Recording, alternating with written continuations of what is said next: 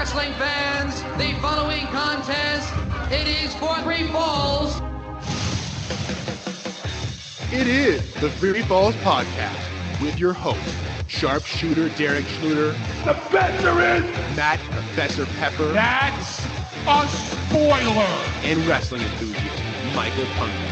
And away we go. 1, 2, 3!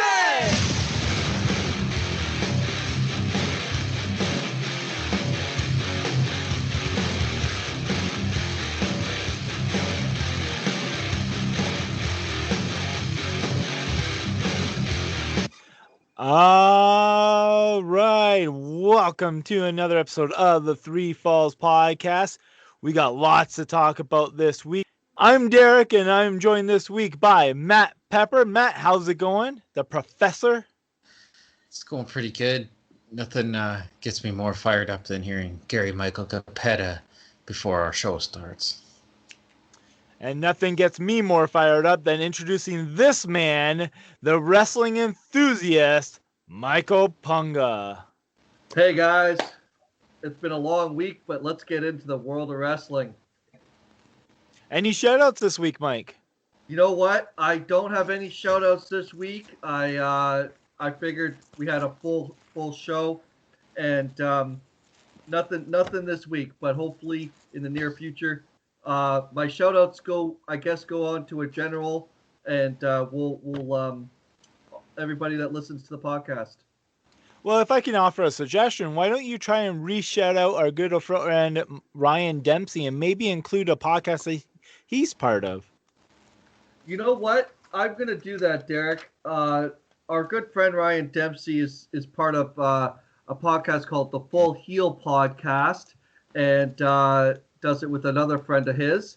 And I guess the shout-out should go to him, considering he predicted the Royal Rumble winner. Spoilers. So, anyways, we'll get to that later on. But, shout out to Ryan, and hopefully he's still tuning into the Three Falls Podcast as we are to the Full Heel. Yes, you could check him out on the Full Heel on YouTube. They usually have video reviews there. I've checked out a couple myself. They did In Your House. They did talked about Survivor Series. They've done a couple, or they've done not a couple. They've done a lot, but go check them out. Support them and support us. All right, let's get into the news this week. Matt, what do you have for us? Well, so WWE had their earnings call, and there was just a couple things I'd like to discuss from that. One of the big topics, actually it wasn't even a big topic, they glanced over it, was the a thought on the ratings with the WWE. One of the media people asked if they had a thought on why the ratings declined, and Nick Khan, who's like their what was his last name? It's Khan. All right. It's not the same family. Not the same family. Not the same family. Wow, anyway, this Nick Khan looks a lot like Tony, only without glasses. Must not be him. It's like a Superman thing.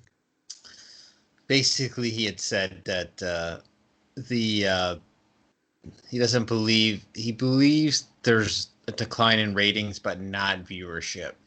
That the eyeballs have shifted more to the digital platforms that WWE has, whether that is the YouTube highlights, the network specials, the other media platforms that they have. So I was listening to Post Wrestling. They had Brandon Thurston on it, who's like the WrestleNomics guy. And he kind of laid it out that the flat viewership, it does make sense to a degree. But he also felt that a lot of the investors on the call probably don't know anything about the product, just the financials. So yeah, they just got a tip off of Reddit, and they all invested in WWE. Their stock was down 13% at the end of close, I think yesterday, but they're up like a lot this year. So at the end of the day, he basically stated that he felt that there's still fans tuning in. It's just in different platforms, but obviously they're not quitting on the USA Network or anything like that. So that was one of the things I want to talk about. There's one other thing, but I just wanted to get your guys' take on that. Well, it makes sense. We're in 2021. With wrestling companies and with everything else, for the most part, you got to think, like, you can't just rely on one traditional media such as television anymore. There's so many ways to consume media or to consume a product, whether it be like Facebook, YouTube, TV, the network, apps, news, side of buses, the flyer that flew down the street the other day. Point being is you can't rely on the just one medium if you want to get your product out there. Well, exactly, Derek. And, what we've been through the last, just over a year now, what we've been through is a global pandemic where, everything has gone virtual, from jobs to the WWE Universe audience. I mean, they're all virtual now, and without people buying their ticket, physical ticket, and going to a show, they're either, they're getting virtually into the Thunderdome or, going on to the WWE Network and subscribing, because obviously what else are they going to do as wrestling fans, right? They can't go to any shows. There's a guy that I work with, and the way that he consumes wrestling is on YouTube. After every show, it's this one guy. I guess it's actually a couple of people, but they'll put out basically a highlight reel of that show where it just kind of dips in and dips out, and you'll get like a 30-minute show out of that. But instead of watching the 3-hour pay-per-view, you get 30 minutes and you see everything that kind of happens. And that's a popular trend I notice among a lot of wrestling fans, and that, like, because I mean, who has time to really sit down 3 hours to watch Raw, 2 hours to watch SmackDown, 2 hours to watch AEW, 15 hours to watch AEW Dark? It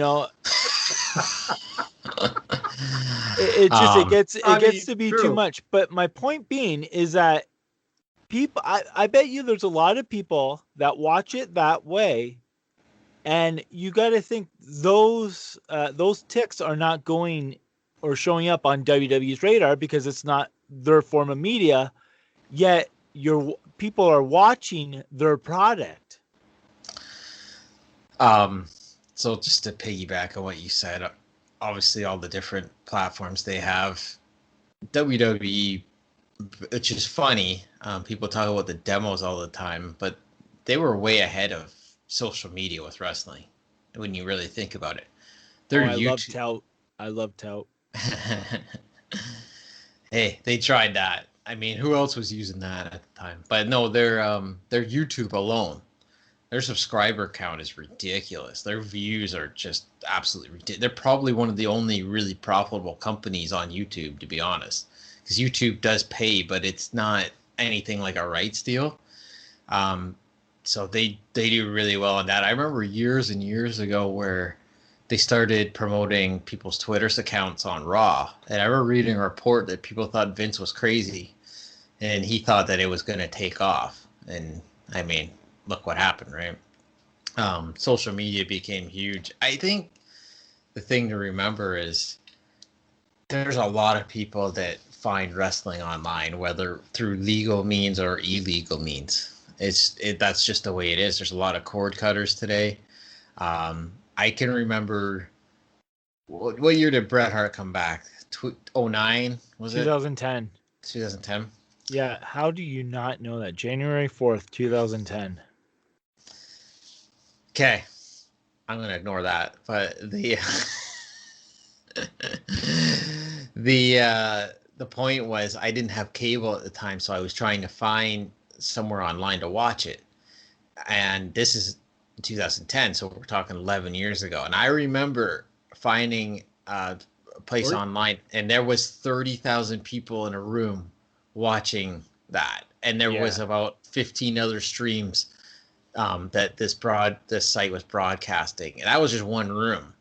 And that was 11 years ago. Think about the technology since then. And then also now you have Hulu, which people can watch the condensed version of WWE on the next day. So how many people are subscribing to that and watching it there? So it does make sense. Exactly. And what was the other thing? I was just going to say too, and what demographic would be watching online? Your young demographic, like your Yeah, I would say that 18 to 49 that they tout a lot online, like that the journalists tout. So, because I would imagine, people in their late teens, early 20s, mid 20s, that's what they grew up doing. So is that why AEW does so well? They don't do that. They don't have a huge fan base, though. They just have a good demographic for their viewership. That's the thing. And I think that's where it's getting confusing. I don't know. Okay, so I don't know, but I got a question. Quick question. Would you know how much viewers does AEW get on a Wednesday? Total viewership? Yeah. It goes anywhere from, let's round it, 700,000 to just over 800. So okay, it could be what does Raw get? Over 2 million, 2.5, something like that. Sometimes 3. So total viewership's not even a competition, right? The demo's a different story. But it's because AEW's demo watches it online, right? Because you said that's what those are the people that are watching online. I don't know if their TNT app plays into that, and that's what I'm wondering if it does. Yeah, because that would be interesting to see how AEW's numbers are. If that's the case, if people, if WWE's like, oh yeah, we have fans, but they're not just watching it on one where we can track them. Well, what about AEW? You got to think that because it's the Nielsen rating system, and I don't know how I've read a lot of things on it, like how accurate it actually is. It's kind of weird. Jim Cornette just said something on his podcast about this. How they had a show or whatever, something went screwy, and for the 15 minutes it was colored bars, and it turned out that was their highest rated ever. Colored bars. I mean, we get that all the time, right, Mike? You took the words right out of my mouth, Derek. I mean, we always see colored bars on this show. He was talking about like sweeps week, because they used to have sweeps week in November, and that's when they would really tally votes, or I don't know, something like that. So they would manipulate the matches to have a higher rating in November because they would have more people watching. So it's kind of a weird system. And here's the other thing too: if you're if you share like a cable provider with somebody, whoever is the subscriber, I'm pretty sure that demo falls under. Because I don't think when people watch TV, they put their actual age in. It's kind of a weird, antiquated system. But here's what I get. The bottom line of this whole thing is that you can't really trust the numbers of viewerships on how many fans that promotion has at that time. So no, it's not going to be accurate. You cannot look at Raw every week, because I always hated this following the viewers or following the ratings. I always hated that because it's not accurate to where the product is at the time or how well it's doing. Yet for years and years and years, especially since the Attitude Era, that's how everyone gauged it, especially wrestling fans. They gauge, look at the ratings, it's low. WWE's going down the toilet. Not necessarily. Okay. No, Look, no. I watch wrestling. I follow it religiously. However, I don't watch it every single week, or I don't watch every single show because, hey, I have a life outside of watching wrestling, and that's normal. That's fine. Yeah. You know. So you can't gauge. I wouldn't show up on that, yet I'm the one that I own the network. I buy the products, you know. So I just think it's a bunch of BS. And to piggyback on that, so the second topic. Stop piggybacking. The second topic from the investors call was I can't remember the name of the show. Was it the Superstar Spectacle? What was the show that was launching the Indian talent? I can't think what it's called. Yeah, Superstar Spectacle. Yeah. Okay. He's a Ring King correspondent. So through the Sony platform in India, the viewership for that special was 5 times what Raw and SmackDown does. So the WWE, I think the number I seen online was they estimate about 20 million people watch that show. Yeah, but it was probably on network TV in India. Correct, because it would have been through Sony. So it was either I don't know if that's Sony 6. Yeah, I Sony think 6. that's like one of their like ABC, NBC, one of their like broadcasting affiliates. So like that's so it's a terrestrial channel, and that's a big thing. So but that's a lot of people tuning in still. So that's a pretty big success if we're looking at launching that NXT India show. Well, I gotta say, India has a huge, like a lot of people that like they have a good wrestling base there. They got a good following there. And I think it really is untapped source, I really feel. And I don't know why, because like TNA has tried, to get in there for so many years, and a lot of other places, a lot of other companies, but for some reason they just can't stick there. And I don't know, it must be a cultural thing maybe. I don't know why, but hopefully WWE can find what it is. It seems like they had like a really good show. I've been meaning to check it out. I haven't seen it yet either. But to me, I always looked at it, even just in Canada, it's a big thing when you have talent that's from your country, because you have a different interest in it. And India, they haven't had a lot of talent that represents them over the years. So they have several people on the roster that they're going to highlight. They have what's his name? Jinder Mahal. Mm-hmm. Oh wait, no, he's from Canada. Oh, they have the Bollywood boys. Oh wait, they're from Canada. I think you're missing the point there, but that's No. I'm just teasing. I'm teasing. Seriously though, I really hope that it's successful. Yeah, they do have people on the roster that are from India, and they're going to open up a India Performance Center by next year. That's the plan. So, they're going all in on this, and I think it's a smart move because obviously it's a very populated country. Could say they're going all India on this. Oh my god. Man, I need a soundboard just to like. You need a kazoo. I'd love that if I had I could be like Conan.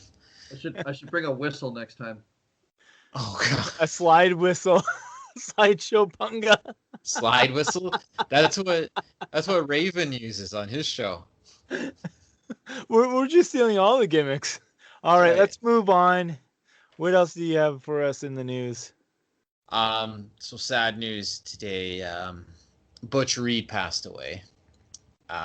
So he was known for a long time in wrestling. He was a territory wrestler, and then he went to the mainstream in WWF and WCW. WWF, he would have been known as the Natural Butch Reed. In WCW, he was definitely known for his tag team run with Ron Simmons as Doom. Yeah. He had a couple of heart attacks that he wasn't able to recover from. Passed away at the age of 66. Our condolences to him and his family. So I watched a little bit of stuff with him today, and you forget how Doom was a pretty big team for its time.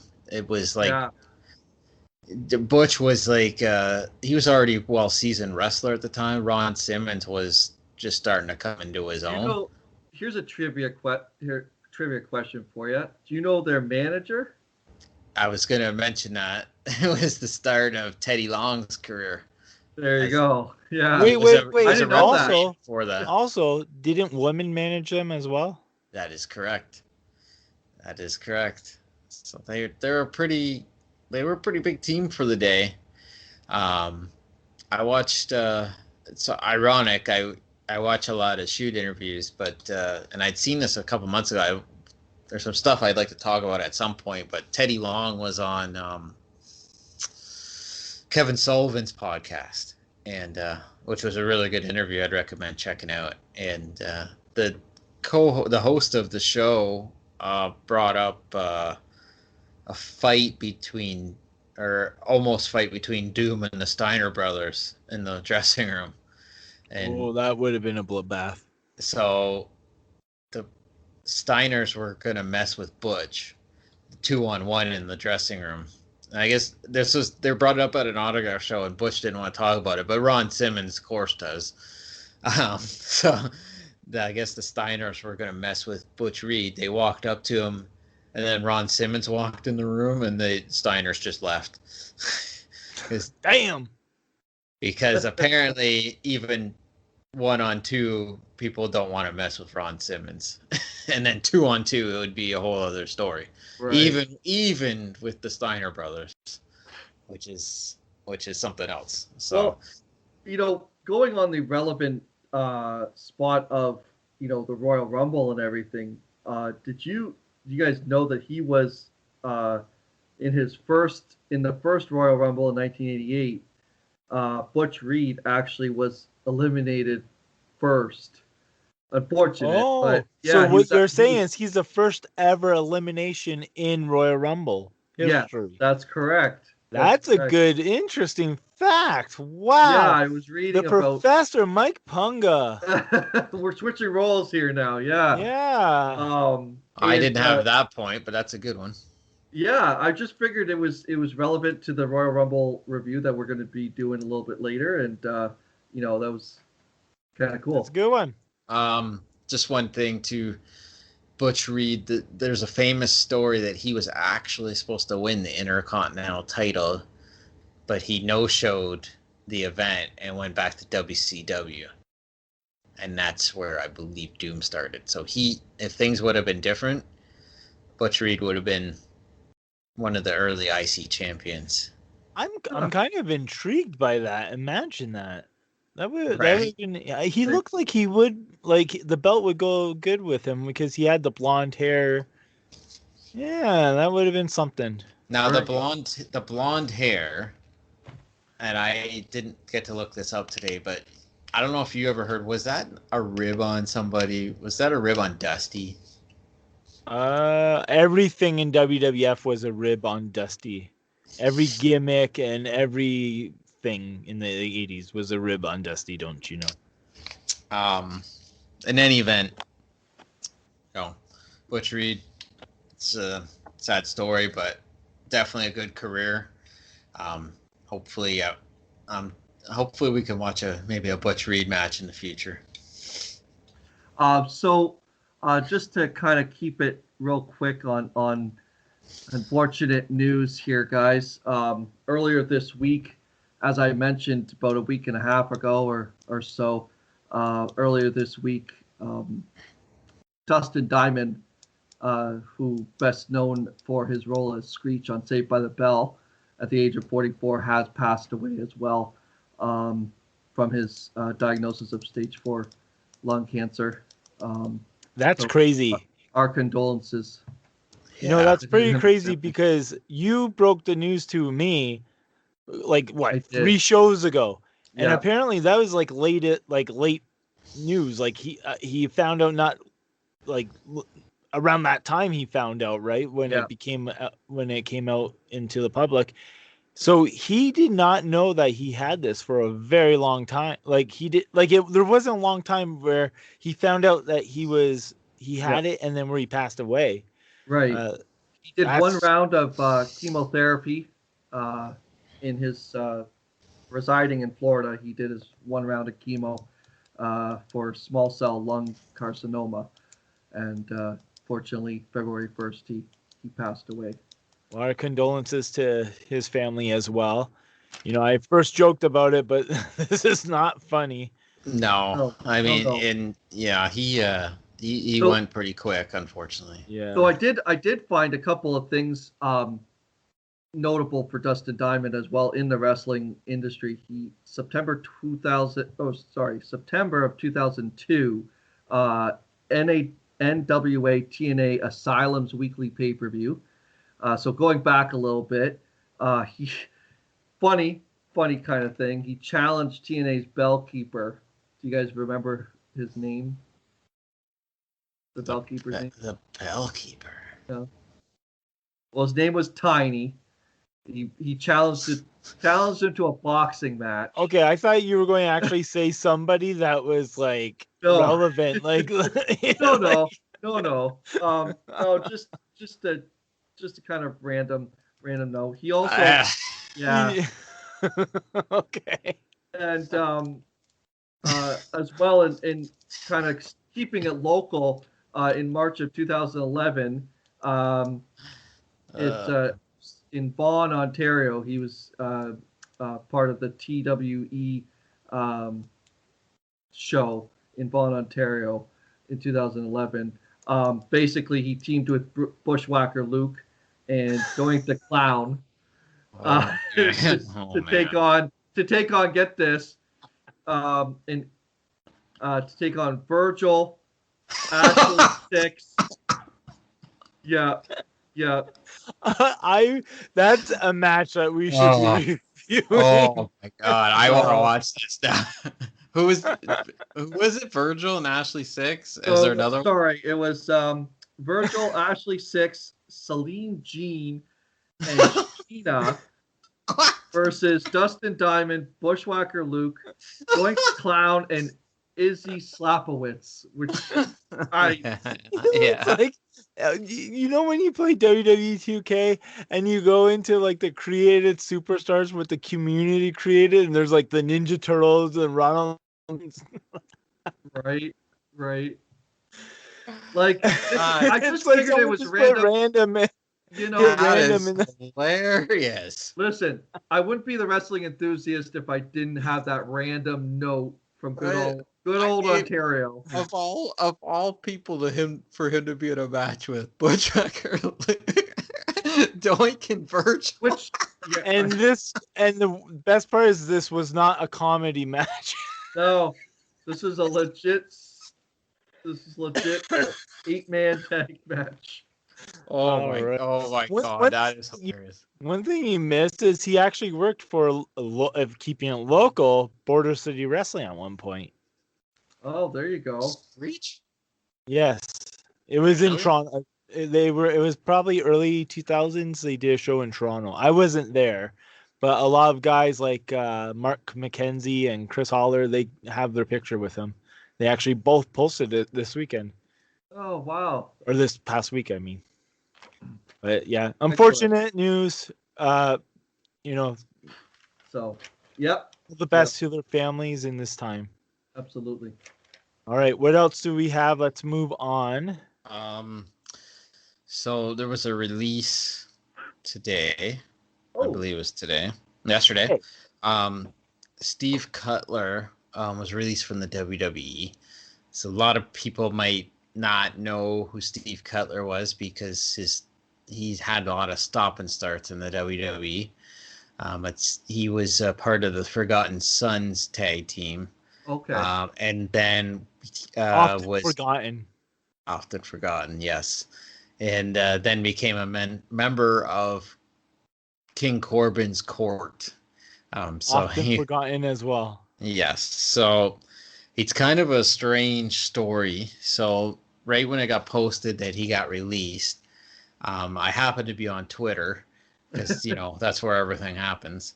And I saw it on Instagram, so anyway, his girlfriend is Deonna Purrazzo from Impact Wrestling. oh, okay. And right when he got released, she put out a tweet that says "COVID strikes again." ... LOL. And I thought that was odd.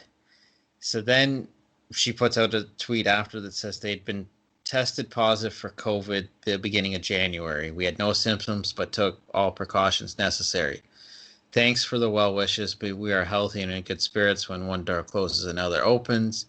Mm-hmm. Anyway, it came out that Vince was quite furious. I read about this, that he contracted COVID. And then the story is, and this will go back to something Derek had said when we talked about the New Year's Eve parties that the wrestling business was having, that Vince was furious he contracted COVID from a New Year's Eve party. And I don't know if it spread further than that, but apparently that's where things have stemmed from. Wow, look who won the pony. So anyway, it's been all over Twitter. So then what was the a news site was reporting it, and Deanna commented on that, said, we attended a New Year's Eve party like dozens of other people. When Steve tested positive prior to SmackDown, he was sent home and immediately started quarantine. He was not at work while being positive. Stop misconstruing the truth for clickbait. And then somebody commented, nobody should be going to New Year's Eve parties during a pandemic. And she was okay, but other people still employed did too. So monkey see, monkey do? Like, I don't understand. I don't either. Because the reality of it is, we're in a pandemic. I get it if you feel one person's being punished and others aren't, but let's say other people didn't contract it, there's a possibility you could have spread that to a lot of people, which I'm assuming is what the blow up is here.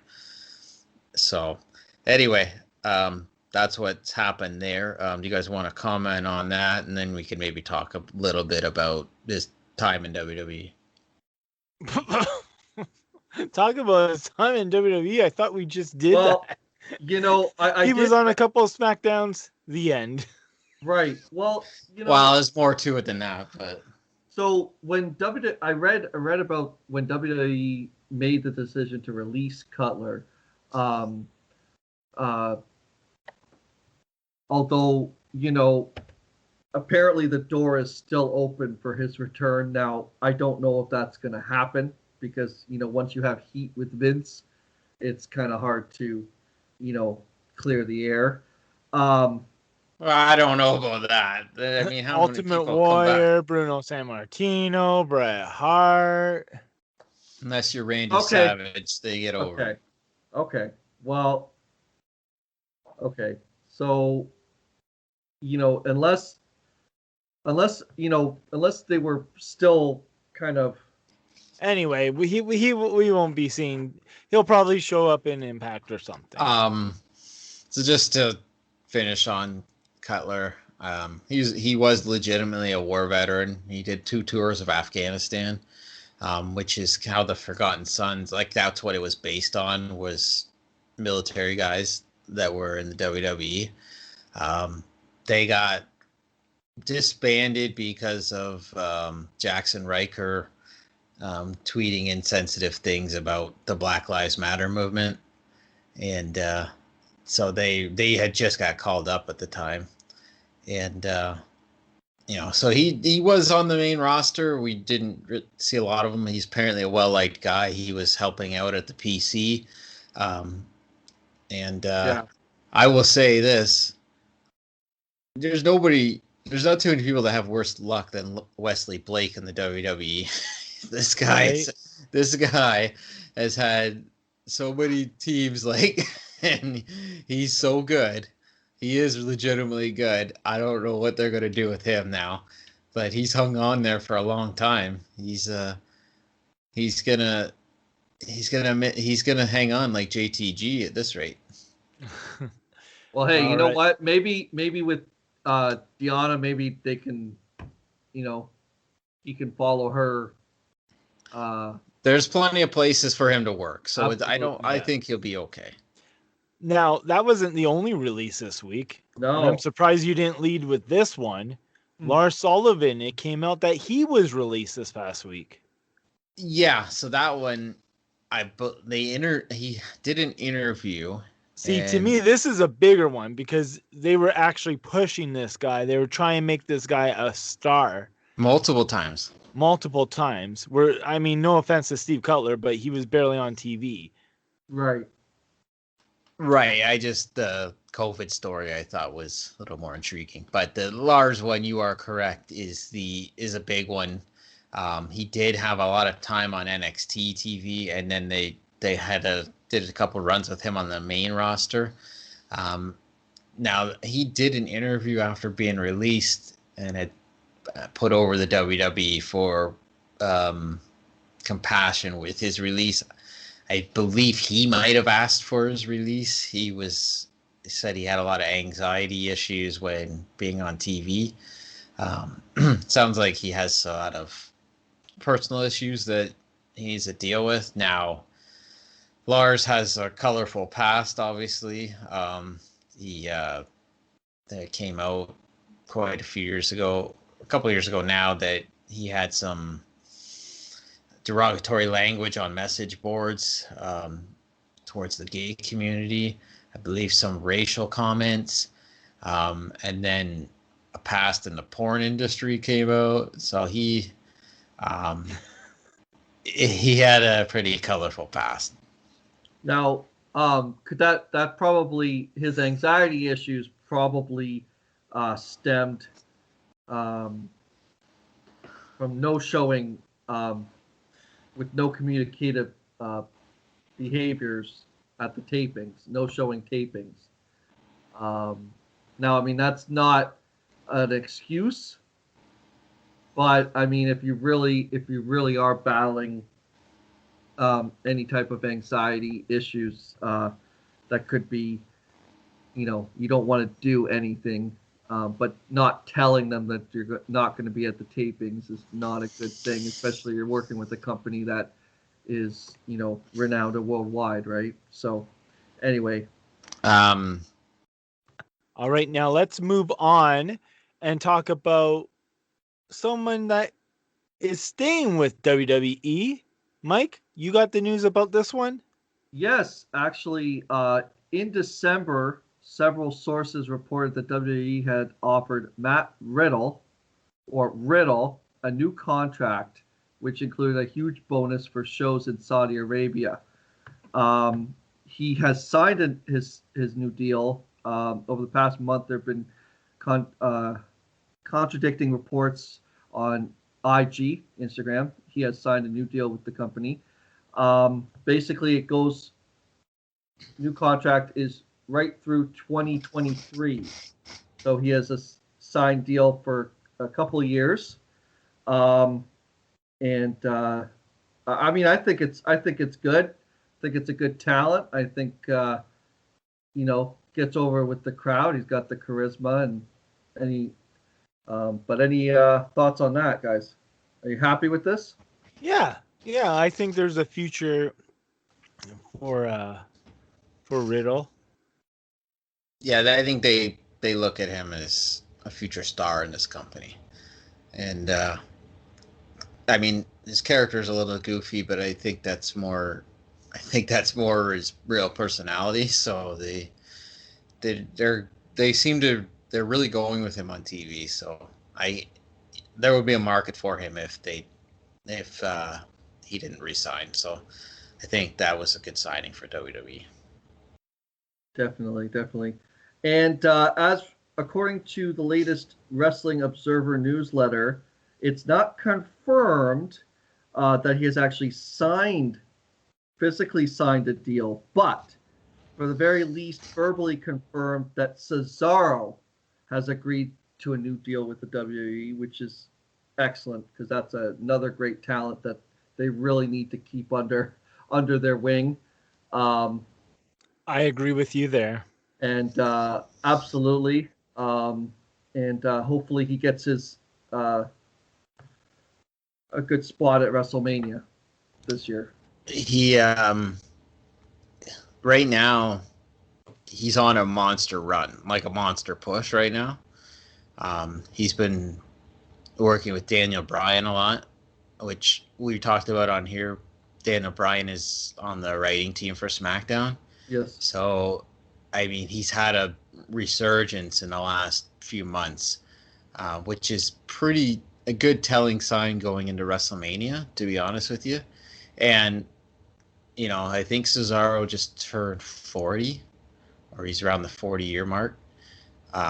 So, I mean, you know, there's no pun intended, but he's definitely a Swiss Army knife when you're talking wrestling, because he can do everything, like absolutely everything. And he's a guy you could see even when he's done wrestling, there's jobs for him, like behind the scenes, training, like everything. I mean, you can make the argument that, you know, people will say all the time he's underutilized. I mean, I'd like to see him consistently higher on the card too. I don't know if he's ever going to be like the top guy in the company, but he's so talented in the ring. I don't think there's too many people that can bring to the table what he does on a match-by-match basis. He's definitely one of my favorites, and he has been for years. Yeah. Definitely with the start at Ring of Honor. And Ring of Honor, he was great. It was excellent. That's why I started liking him. You can slot him with anybody. Oh, right? Absolutely.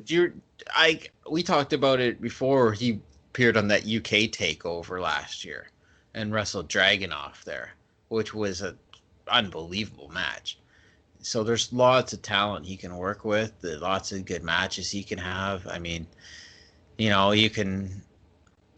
probably want a little more out of him charisma wise, but I mean if that's the only knock on him, that's not a huge knock. He's a great wrestler to watch. I've enjoyed his work since first time I ever seen him. Definitely. And last but certainly not least, WWE might have just signed the next big thing to a developmental deal. It is a developmental deal, but at 6'4", 301 pounds from the University of Central Florida, Parker Boudreaux might be the next Paul Heyman guy, according to Paul Heyman. Paul Heyman has tweeted out that something special. Not a prediction; it's a spoiler. Save this hashtag hustle tweet for future historical reference. So Paul Heyman has taken to Twitter. Also, Eva Marie has taken to Twitter as well, and hyping Parker Boudreaux. And I'm excited to see this guy. If he is going to be the next big thing, big shoes to fill. But any thoughts on this guy? He's a highly sought after college athlete. He obviously, you can't teach size. This guy is definitely a specimen when we're talking athletes. So, I mean, you don't want to overhype somebody till you see them in action, but WWE doesn't go after people that aren't athletic at the college level. So that it's going to be interesting, maybe like 6 months to a year to see what this guy does. But I think they're priming him already for a big push. There was a picture with him with Eva Marie in front of behind a fire that came out. That was on her. So I mean, it's always, you always look for like that next talent. And this guy, again, he's got the size, he's athletic. I don't know what else he brings. But obviously they're always hoping to have that next big star. If this guy takes to wrestling, similar to Kurt Angle or Brock Lesnar, where it's almost like he's a natural. Could you see? Well, this is not a question, but I could see them rushing him to NXT or the main roster and having him being managed by Eva Marie especially since there were rumors not that long ago that she could be in talks with the company again. Right. And it would make sense. She's a natural heel. Like, people legitimately don't like her, which I thought was good for her in like TV role on WWE when she was there last. But manager role would be better suited for her anyway. So it would be good because it would take some heat off him. He could learn in the ring. Again, athletes that size, that athletic, don't come around every day. So I would agree they would probably try to fast track him if they can. Right. I mean, he's a junior in UCF, and he dropped his football career to join the WWE and follow his wrestling career. So, that says something as well for him. I think passionate.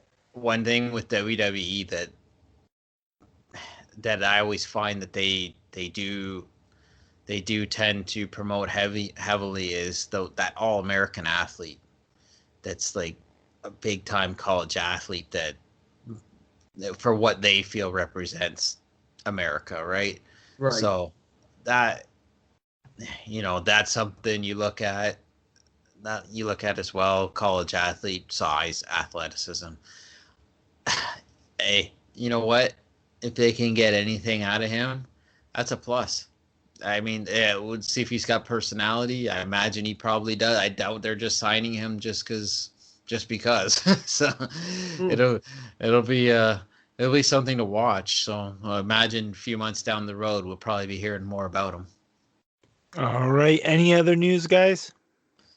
No. I did want to mention it came out on social media today. I was surprised WWE picked up on it. They actually promoted it on SmackDown tonight. Was the 33 years to the day that the Andre the Giant Andre the Giant double twin angle happened on Saturday night's main event. So I thought that was kind of a cool anniversary, and they actually promoted it on SmackDown tonight. So 33 years ago. Yes, Hogan, I believe, was on. I haven't watched that segment yet. All right. And that's all I have. And as for us, that does it for us this week on the show. Any last words? Well, I open up because I forgot that there's an outro. I was falling asleep. That's all right. No, go ahead. I was just gonna say, basically, thanks for joining us on this episode of the Three Falls podcast. And if anyone's listening to the show that's tuning in right now and they want to do a shout out, just give us a message or anything on the comments under the show, and we will be sure to do it. I just want to thank all the new listeners we've had. We had a record month in January. We're on pace to have another record month this month. So thanks for anyone tuning in. Again, if you want to hear anything on the show, please let us know. All right, and that about does it. I'm Derek. He's Matt, and that's Mike. If you didn't already know, now you know.